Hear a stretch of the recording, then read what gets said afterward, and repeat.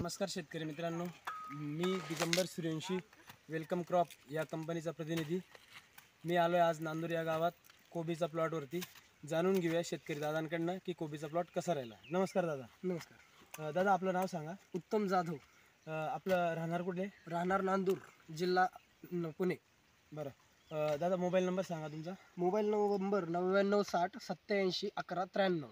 बरं दादा, तुम्ही ही वेलकम कंपनीची कुठली व्हरायटी लावलेली आहे? वेलकम सीड्सची आपण डॉलर म्हणून आपण व्हरायटी आहे ती व्हरायटी लावलेली आहे। बरं, डॉलर म्हणून ही व्हरायटी लावली। हां, बरं दादा, सोईंग डेट काय याची? ट्रान्सप्लांटिंग सोईंग डेट ह्याची आपण लावलं होतं बहुतेक माझ्या मते एक 2 जानेवारीला। 2 जानेवारीची आपली लागवड आहे। लागवड आहे। बरं, आज आपल्या प्लॉटला झाले एक साधारणतः 70 दिवस। हां, 70 बरोबर. दिवस होऊन गेले। 70 दिवसात तुम्ही काढणीला घाल. हो. हो.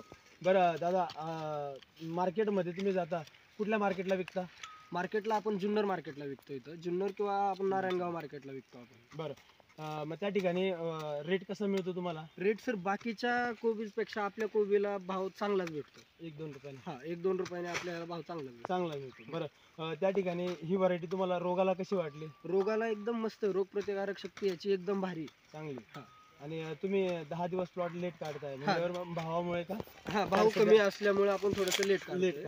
बरं व्हरायटी कशी वाटली तुम्हाला? व्हरायटी सर रोगप्रतिकारक शक्ती पण जास्त आहे आणि बाकीच्या कोबीपेक्षा ह्या कोबीचं वजन पण सर जास्ती वाटतं। बरं, सरासरी एक अंदाज किती असेल गड्ड्याचा? अंदाज नाही बी म्हणलंस तरी हा गड्डा माझ्या हातातला 2 किलो पर्यंत जाईल आणि हा गड्डा जाईल आपला 1.5 किलोच्या पुढे। बरं, म्हणजे सरासरी 1.5 ते 2 किलोच्या दरम्यान वजन आहे। बरं दादा, ही व्हरायटी लावल्यावर तुम्ही संतुष्ट आहात? अतिशय जास्त। बरं, ठीक आहे, धन्यवाद सर।